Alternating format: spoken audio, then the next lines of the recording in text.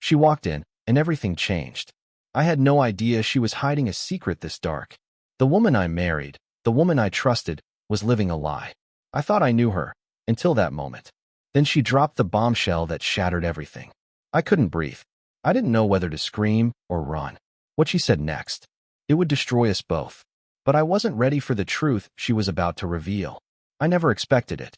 You know, when you think you've built a life with someone, you never imagine it will crumble so quietly, so slowly. At first, it was just small things, subtle enough to brush off. She'd come home late from work, no big deal, right? We both worked long hours, and I was recovering from my knee surgery.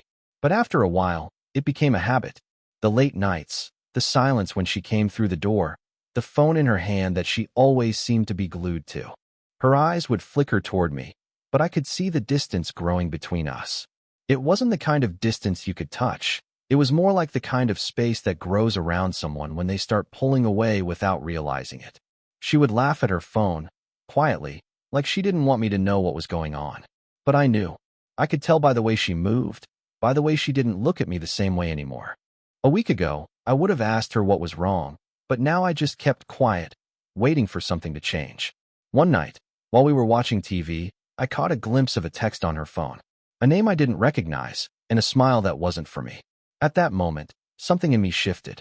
The man who had trusted her for years, the one who thought their relationship was rock solid, felt his heart sink into the pit of his stomach. I didn't say anything. I couldn't bring myself to confront her, not yet. But I had a sinking feeling that this was the beginning of something I wouldn't be able to fix. I tried to shake it off, but it lingered in my mind. And every time she came home late, or walked by me without even a simple smile, it gnawed at me. The next day, she was all smiles, as though nothing had changed. She even kissed me on the cheek before heading out the door, but I couldn't shake the thought that something was off. I never expected the answer to be infidelity. Never in my wildest dreams did I think it would happen to me. But something was different. I could feel it in the air, the way she looked at me, or didn't look at me anymore. And the guy who'd always been there, putting his heart into every moment, every word, suddenly felt like a stranger in his own home. Something was breaking, and I wasn't sure if I could put the pieces back together. But I wasn't going to sit back and let it happen. No, I wasn't.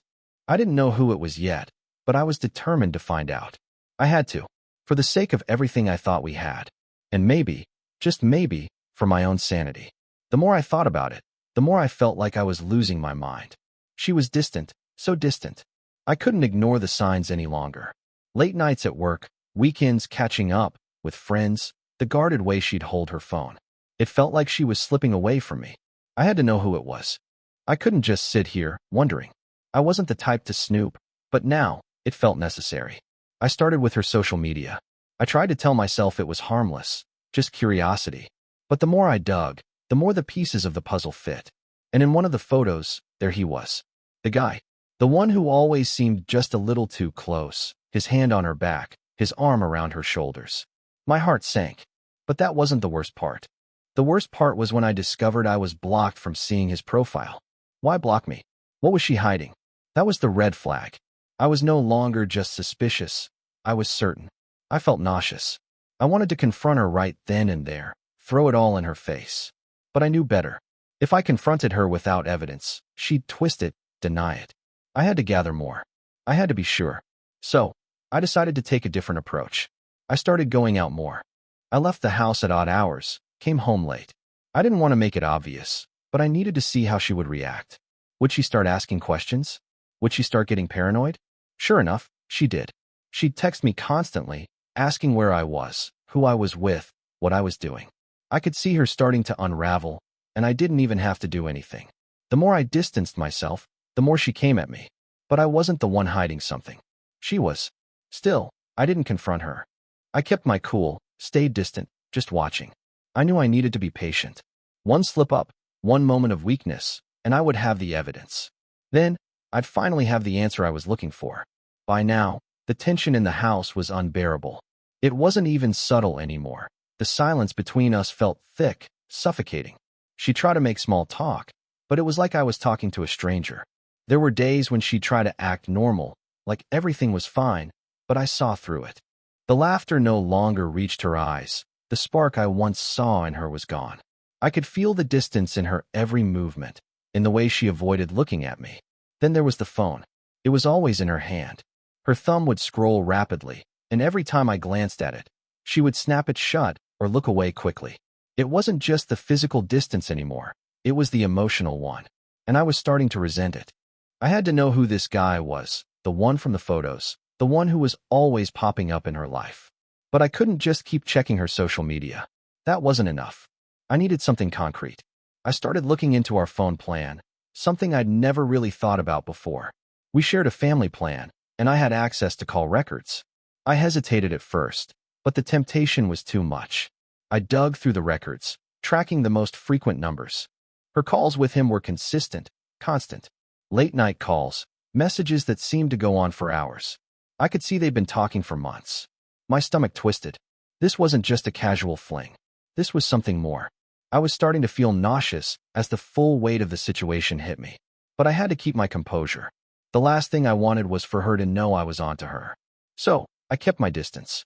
I started doing things I hadn't done before, going out for longer periods, coming home later. I didn't want to be predictable.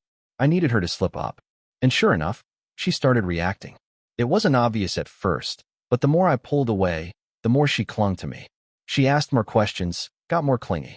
Where are you going? Who are you seeing? Her tone was sharp, almost accusing. It was like she could feel the shift, could sense the coldness in me. And it didn't help that she kept checking her phone when I was around. One evening, I came home later than usual. She was sitting on the couch, phone in hand. I could see her eyes flicker to it, and then quickly look away when I entered the room. She was nervous. I walked past her, pretending not to notice. But I knew everything. And I knew that sooner or later, she would make a mistake. She always did. The nights were the hardest. I would lie awake next to her, our bodies close, but the space between us was vast. I could feel her pulling away, tiny signs, like avoiding eye contact or shifting when I touched her. Every movement screamed that she was hiding something. I had to stay calm, though. Confronting her now would be a mistake. She had to be the one to slip up first. I needed proof, something concrete, before I could confront her. That moment came one night, when she came home late, hours past her usual time. She hadn't texted or called, just walked in like it was no big deal. I watched her for a moment, trying to act normal, but I could tell it was all a facade. Where were you? I asked, trying to sound casual, but my voice gave me away. Oh, just out with some coworkers, she replied quickly, too quickly. It got late. I wasn't buying it. Her response felt rehearsed, like she had said this same thing many times before. I didn't say anything at first. I just studied her face, trying to gauge whether she'd slip up. She seemed to sense my hesitation, and before I could say anything more, she added, just catching up. I felt the anger building inside me, but I stayed quiet. She was lying. Again. And she was doing it with such ease that it made my blood boil. I didn't know how much longer I could keep pretending. I turned around, walked out of the room, and into the kitchen to clear my head. I couldn't stand being near her, not when I knew she was playing me. Instead of calming down, I grabbed the phone bill. It wasn't something I usually cared about, but right now, I needed something to prove it. There it was, the number I had been seeing again and again, the one that had shown up in her text messages, the one that made my gut twist with jealousy. I wanted to scream, but I didn't. I wasn't going to confront her just yet. Not until I had everything in place. I wasn't ready to let her off the hook with a simple confession. No, I needed her to sweat. To feel the fear I had felt for weeks. The next few days were a mix of tension and silence. I kept my distance, pretending nothing was wrong while the weight of everything hung between us. She asked more questions, trying to gauge where my head was at. But I just played it cool. She thought I didn't know. But I did. And sooner or later, she would slip up again. It was only a matter of time before she cracked. I could feel it in the air, her guilt, her nervous energy. It was all becoming too much for her to hide. The lies were piling up, and I was waiting for the inevitable moment when she'd slip, when she'd reveal herself. And that moment came one Tuesday evening. She'd been texting him all day, I could tell. Every time her phone buzzed, her eyes would dart to it like she was trying to hide something from me. At dinner, she was distracted, picking at her food, barely looking up at me. It was obvious she wasn't present, not with her body and definitely not with her mind. After dinner, she went to take a shower. I stayed on the couch, staring blankly at the TV, but my mind was racing. I needed to do something. I couldn't just keep sitting here, pretending everything was fine. I stood up, walking into the bedroom to grab my phone, but I stopped in the doorway. There it was, the same name again. The one that had been haunting me for weeks. She had left her phone unlocked on the nightstand, and I knew I should have just walked away, but the temptation was too strong. My heart pounded in my chest as I picked it up. I didn't want to look. No, I shouldn't, but I couldn't stop myself. The text thread was still open. I scrolled through it quickly, my stomach tightening with each word I read. It was all there, written in black and white. Flirty messages, plans to meet up, words of affection. The worst part wasn't even the words themselves. It was the realization that she had been hiding this from me, lying to my face day after day, all while pretending that everything was normal. My hands were shaking as I put the phone down. I knew what I had to do, but I wasn't ready to confront her just yet. Not until I had everything. I had enough evidence now to know what was going on, but I needed more. I needed her to crack, to feel the weight of what she'd done. I was no longer the man she could manipulate. When she came out of the shower, she didn't seem to notice the phone was missing. She didn't look at me, didn't ask why I was quiet, just dressed, and went to the other room. It was like she was still trying to play it cool, like nothing had changed. But something had. The moment I saw that text thread, I was no longer just the suspicious husband. I had the truth. I had her. And now, I was in control. The only question left was how I was going to play my cards. I felt like a ticking time bomb. The anger was simmering beneath the surface, but I kept it hidden, tucked away in the deepest corners of my mind. Every day, I had to pretend that everything was fine. I had to act like I didn't know, like I wasn't completely aware of the betrayal. But inside, I was seething. The hardest part was seeing her act so normal. She would kiss me good morning, ask me how I was, talk about our day like it hadn't all just shattered. But all I could think about was the proof I had. Those messages, the lies, the way she had been slipping away from me for months. And there she was, playing the part of the loving wife like nothing had changed. I was losing my patience, but I knew I had to be strategic. Confronting her now would give her the chance to twist things, to make me the bad guy. I couldn't give her that power. I had to wait for the perfect moment. That moment came the following Saturday. I was in the kitchen making breakfast when she came downstairs, looking tired but trying to put on a smile. She gave me a quick kiss on the cheek, the kind that had become almost automatic between us. She sat down at the table, and for a moment, I couldn't take my eyes off her. How could she do this? How could she look at me, touch me, act like everything was fine when she was giving herself to someone else? I kept my cool, though. I made small talk, asked her about her plans for the day, like we were just two people living normal lives. But inside, I was calculating. I could feel the moment drawing closer. The truth was hanging in the air, and I was just waiting for her to say the wrong thing, to give me the excuse I needed to finally confront her. Then she mentioned the name. The same name that had appeared in her messages. I was thinking about meeting up with Mark today. He said he's got something to show me. My heart stopped. Mark, the guy from the photos, the one who had been sending her messages. It was like she had no idea that I knew, that I had seen it all. I kept my expression neutral, but inside I was boiling. I wanted to scream, to throw everything in her face, but I held back. This was the moment I'd been waiting for. Instead of reacting, I just smiled. Sounds good, I said, keeping my voice steady. Have fun. She looked at me, surprised by my calmness. You don't mind? I shook my head. No, not at all. It's your day. Do what you want.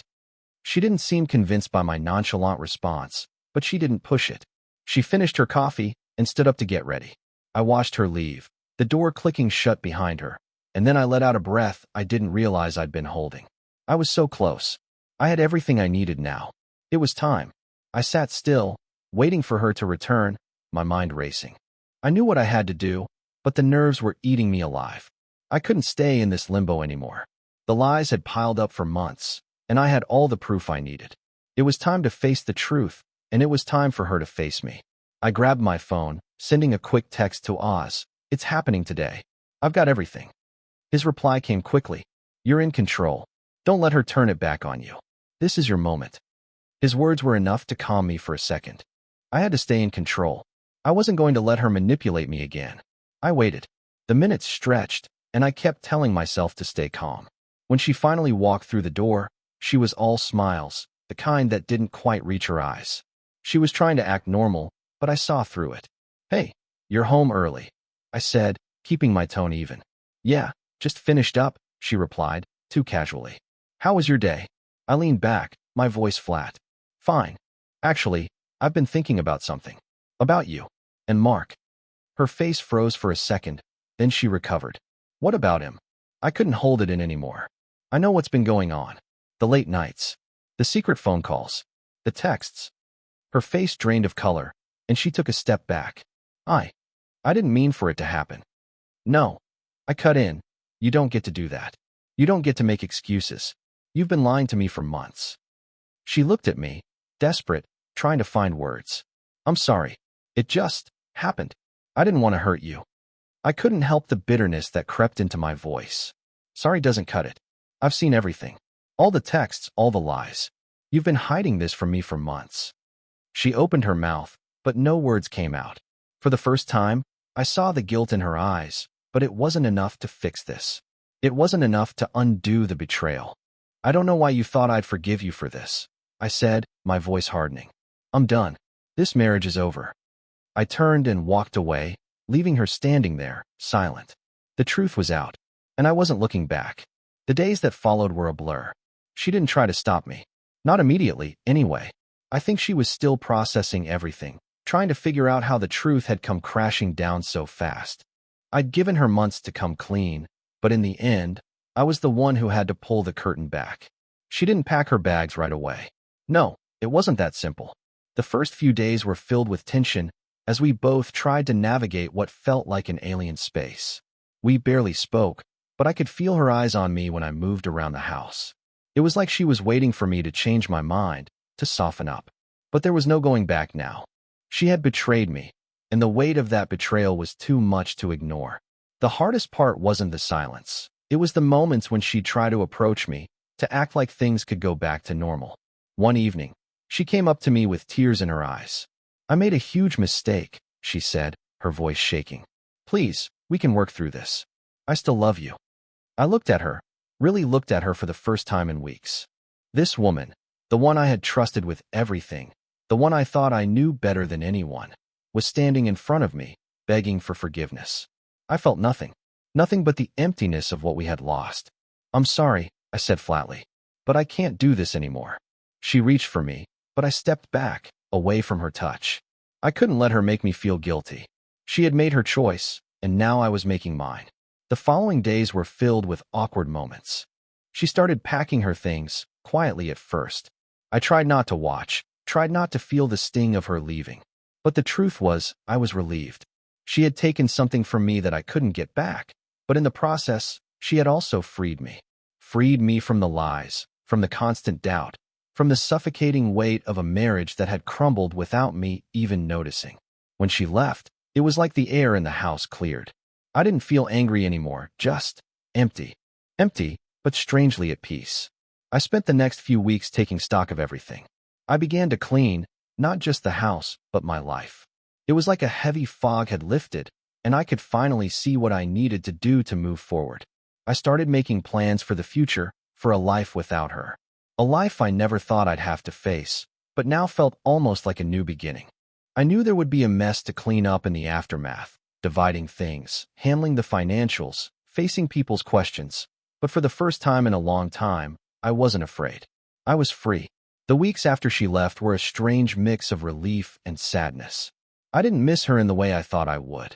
There were no tears, no desperate phone calls, no begging for reconciliation. It was almost as if I had already grieved for the relationship while I was still in it. She had taken so much from me, trust, love, security, that when she left, I felt like I had finally found my footing. But it wasn't easy. It never is, especially when you've spent so long with someone. There were moments when I would find myself reaching for my phone to text her, to ask how she was doing, or to make small talk about the house. But I stopped myself every time. I wasn't that person anymore. I couldn't be. The hardest part was dealing with the fallout from our friends and family. People noticed. They asked questions. They sent messages of sympathy, and some sent judgments. My friends had a lot to say. Some supported me. Others were more critical of how everything went down. But I didn't need anyone's approval. This was my life, my decision, and I was moving forward, regardless of what anyone thought. I had to cut ties with a few people, those who were still in contact with her, the ones who seemed to think I was being too harsh, too unforgiving. They didn't understand. They didn't see the side of her that I had seen. The woman who could look me in the eyes and lie without hesitation. The woman who had betrayed me, not once, but over and over again. There was one night, a few weeks after she left, when I ran into her at a mutual friend's gathering. It wasn't planned, but there she was, standing across the room, looking so familiar, like nothing had changed. Her presence hit me like a punch to the gut. She caught my eye, and I saw the flash of guilt in her expression, quickly masked by a fake smile. She tried to approach, but I didn't let her. I kept my distance, avoiding her gaze. The old me, the one who would have tried to make everything right, was gone. "Hi," she said, her voice soft but strained. "I know we need to talk." "No," I answered quickly, my voice steady. "There's nothing to talk about. You made your choice, and I made mine." Her face fell, but I didn't care. I had nothing left to give her. She had drained me, and now I was taking back control of my own life. She left the party early, and I didn't give it another thought. I knew the truth now, and I was done hiding from it. The hardest part was over. I didn't know what the future held, but for the first time in months, I felt a sense of hope. I had been through the storm, and now it was time to rebuild. I was free to make my own choices, to live for myself again. And that was worth more than anything she could have ever offered. It took time, but slowly, I began to piece my life back together. I was more than just the guy who'd been cheated on. I was more than the sum of the hurt, the disappointment, and the broken trust. The hardest part was confronting the emptiness left behind, not just in the house, but in my heart. There was a gap where she used to be, where our life together had existed, but instead of letting it consume me, I focused on filling it with things that mattered, things that were mine alone. I started with small changes. I began clearing out things that reminded me of her. Pictures, gifts, mementos. I packed them all away and stored them in a box, shoved deep into the closet. It wasn't out of anger, but necessity. Every time I looked at something, it felt like she was still here, still controlling the space. But as I removed more of her from my life, the house began to feel like mine again. I started spending more time with friends, the ones who had stuck by me through everything. It felt good to laugh again, to share a drink and not feel like I was carrying the weight of a failed marriage on my shoulders. I spent weekends hiking, going to the gym, doing things I'd forgotten I loved. I'd been so focused on her, on the marriage, that I lost sight of who I was. But I found him again, piece by piece. The first few months after she left were hard, emotionally and practically. I had to deal with the legal stuff, the divorce papers, the split of assets. But even that wasn't as draining as I had expected. I was calm, focused. I didn't let it overwhelm me, even when I had to make decisions I didn't want to make. I didn't look back. Then there was the guilt. I thought I'd be free of it, but it lingered. It wasn't guilt over what I'd done, but guilt over what I'd lost. Over the life we'd built that now lay in ruins. But every time the guilt crept in, I reminded myself, she made her choice. I spent hours reflecting on everything. The good, the bad, the moments I should have noticed but didn't. I forgave myself for not seeing the signs earlier, for trusting her the way I did. There was no room for regret anymore. I had to keep moving forward for myself. Eventually, I reached a point where I felt okay. Not perfect, not whole, but okay. Like the pieces of me that had shattered were starting to come back together. And that was enough for now. It wasn't the life I had imagined, but it was the life I had now. And I was starting to embrace it. I had no idea where it would take me, but I was ready to find out. Months had passed since the divorce was finalized, and I had settled into a new routine. Life wasn't perfect, but it was mine again. I was healing, focused on myself and my future. And then, out of nowhere, I ran into her. I hadn't expected it. It was a Saturday morning, and I was at my usual coffee shop, trying to enjoy a quiet moment. Then, just as I was reaching for my cup, I saw her, standing at the counter, scanning the menu. For a moment, I considered walking out. I didn't need the confrontation, the awkwardness. But something kept me rooted to the spot. I hadn't seen her in months, and I had to admit that there was still something unresolved inside me. She must have felt my eyes on her, because she turned and saw me. Her face went still for just a moment, before a small, cautious smile appeared. "Hey," she said softly. almost as if we were meeting for the first time. "Hey," I replied, keeping my tone neutral. It wasn't anger or sadness anymore. Just detachment. She wasn't the same person I once knew, and neither was I. We both stood there for a few seconds, neither of us sure how to proceed. The last time we spoke, it had been a bitter goodbye. Now, here we were, two strangers in a coffee shop. "I didn't think I'd see you here," she said, trying to sound casual, but her nervousness was evident. "Neither did I," I replied, giving a small, rueful smile. I couldn't bring myself to feel anything more than that. It was as if our past was someone else's story. She fidgeted with her cup, glancing down before meeting my eyes again. "I just wanted to say, I'm sorry. For everything. I know it doesn't change anything, but I am."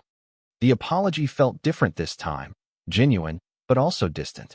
I had heard variations of this before, but now it seemed final. I had moved on, and so had she. Still, it didn't undo the damage, and I wasn't sure it could. "I appreciate that," I said, my voice steady. "But I don't think there's anything left to say." She nodded, and for a brief moment, the weight of the silence was almost unbearable. Then she spoke again, her voice softer. "Take care of yourself." "You too," I said, and she gave me one last look before walking out. I stayed in the coffee shop for a while after she left. I had expected that moment to be harder, to feel something more, anger, sadness, maybe even a sense of closure. But there was nothing. The emotional weight I thought would come crashing down didn't. Instead, I realized something. I was free. It wasn't just the divorce or the absence of her. It was the peace that came with accepting what had happened. As I sat back and took a sip of my coffee, I knew one thing for sure. I wasn't that man anymore. And that was a good thing. Life has a way of surprising you. One moment, you think you're stuck, and the next, you realize you've moved on without even knowing it. That's how I felt after running into her. For a brief second, it seemed like nothing had changed, but as the days went by, I realized just how far I'd come. The first few weeks after she left were a mix of strange quietness and relief. The house was empty, but it was my space now. There were moments when the silence felt comforting, and others when it felt overwhelmingly lonely. I had spent so many years adjusting to her presence that it felt strange to have it all to myself. But I wasn't going to let it consume me. I started doing things I had forgotten I enjoyed. I picked up old hobbies, began walking more, and returned to the gym.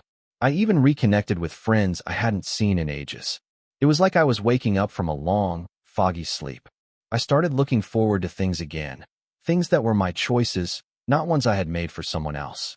One Saturday, I decided to try something new, a cooking class. I wasn't a terrible cook, but I wanted to learn more. It felt good to do something for myself, something that wasn't tied to my past. There, I met Sarah. She was easy to talk to, and our conversation felt natural. She was kind, funny, and had a way of making me feel at ease. We didn't rush anything. We talked about life, exchanged a few stories, and I found myself enjoying her company. She made me laugh, genuinely laugh, for the first time in a long time. I wasn't expecting anything serious, just a connection that felt simple and unpressured. Over time, Sarah and I met up for coffee, shared stories over dinner, and texted casually. There was no rush. For the first time in a long time, I was just enjoying being around someone without the fear of what might come next. But it made me realize something important. I had healed. I wasn't the broken man anymore. I had learned how to laugh, to connect, and to enjoy life again. Sarah didn't fill a hole left by my marriage. She reminded me that I could be happy again on my own. And it was a reminder that I didn't need to rush into anything. I could take things slow, take them at my own pace. The past was behind me, and with it came the chance to start fresh. As the months passed, I began to embrace this new chapter of my life. The feelings I had been carrying, the anger, the betrayal, the grief, were still there in the background, but they no longer controlled me. I had learned to live with them, to accept them as part of my story, but they didn't define me anymore. I continued spending time with Sarah, though nothing rushed between us. It was simple, easy. I enjoyed her company, and I noticed that I was becoming more comfortable with the idea of letting someone back into my life. I had spent so much time being closed off, convinced that I couldn't trust anyone again. But Sarah showed me that maybe it wasn't trust that had been broken. It was my own ability to trust myself. I started doing things I had never done before. I signed up for a photography class. I began traveling, taking weekend trips to places I'd always wanted to visit. At first, it felt strange to be on my own, exploring new places without a partner by my side. But soon I found a sense of freedom in it. I could go wherever I wanted, do whatever I felt like, without considering anyone else's opinions or needs. It wasn't just about physical travel, though. I felt like I was traveling inside myself too, rediscovering parts of me that had been buried for too long. I began journaling, reflecting on my past, my mistakes, and my growth.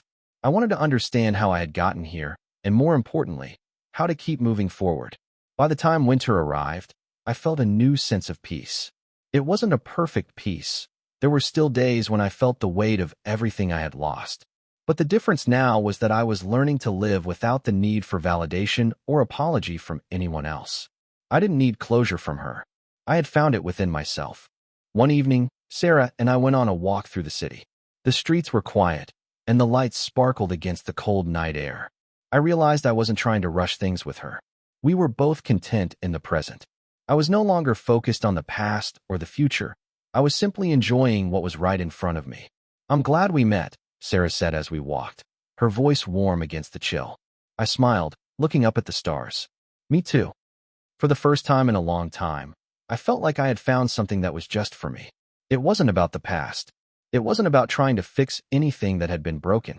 It was about living in the moment and letting go of the need to control everything. As we walked together, I knew that whatever the future held, I was finally ready to embrace it. A few months had passed since that night with Sarah, and I felt like I had finally reached a place of acceptance. Life wasn't perfect, but it was mine. I was no longer the man who had been betrayed, nor was I the man who had been consumed by anger or regret. I had let go of the past, and it felt like the weight of years of frustration had finally lifted. I had learned how to live for myself again, to do the things I loved without hesitation, to enjoy my own company and appreciate my independence. I didn't feel lonely anymore, but I also didn't feel the need to fill that space with someone else's presence.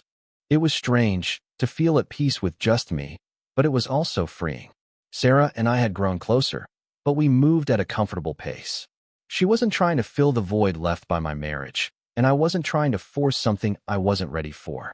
I had learned that real connections don't need to be rushed. They grow when they're meant to. One evening, I sat down at my desk, the soft glow of the lamp casting shadows across the room. I was looking through some old photos, pictures from my life before everything had fallen apart. It was strange to look at them now, knowing how far I had come. There was a time when I thought I'd never get over the heartbreak, when I thought I'd never be able to look back at the life I had with her without pain. But here I was, looking at those photos, not with anger or regret, but with a quiet sense of gratitude. They had been part of my story, and while that chapter was closed, I had grown because of it. I pulled out the photo of the two of us, smiling at some family gathering from years ago. It felt distant now, almost like a different life, a life that belonged to someone else. I didn't hate that person, but I no longer needed to hold on to the anger or sadness that came with those memories. I had forgiven myself, and for the first time, I was able to look at my past without feeling trapped by it. As I put the photo down, I heard a knock on the door. Sarah's voice followed. "You ready for dinner?" I smiled, standing up and walking toward the door. It wasn't that I was fixed or that everything was perfect now, but I was in a better place, one that I never thought I'd find again. A place where I could look forward to the future, not because it promised some grand redemption, but because I had learned how to live for myself again. "Yeah," I said as I opened the door. "Let's go." As we walked out together, I realized that the journey I had taken had been worth every step. I had come full circle, from heartbreak to healing, from loss to newfound strength. And now, I was ready for whatever came next. The months that followed were marked by small, quiet victories. Life was no longer something I was merely surviving. It was something I was fully embracing. I spent more time doing things that brought me joy, hiking, traveling, even learning new skills. There was a contentment in the everyday that I hadn't known in years, and the simple acts of being present, of taking things one day at a time, started to feel like enough. Sarah and I continued to spend time together, but with no pressure. She was patient with me, understanding that I wasn't ready for anything serious. And, to be honest, I wasn't sure I ever would be again. But I was open to seeing where things could go. For the first time in a long while, I wasn't rushing toward a destination. I was just living, enjoying the moments I had. One afternoon, I sat on the porch with a cup of coffee, watching the world go by. It was a peaceful day, and I was thankful for it. For the first time in a while, I could feel the weight of the past lifting completely. The anger, the bitterness, it was all gone. The things I had once thought defined me, betrayal, heartache, failure, no longer had a hold on me. They were just chapters of a story that had already been written. The phone buzzed in my pocket, and I glanced down. It was a message from my sister, asking if I wanted to join her and the family for dinner. For a moment, I hesitated, but then I smiled and typed my reply. Sounds good. I'll be there. The thought of being around family didn't feel as daunting as it once did. In fact, it felt like the right next step. I was no longer burdened by the ghosts of my past or the fear of facing people who had once been part of my life. I had moved on, and I was ready to embrace the future, however it might look. As I pulled into my sister's driveway later that evening, I realized something important. Life, even after everything I had gone through, was still full of possibilities. I had learned to embrace my own company, to trust myself, and to heal at my own pace. I was no longer defined by the mistakes or betrayals of others. I was simply me, and for the first time in years, that was enough.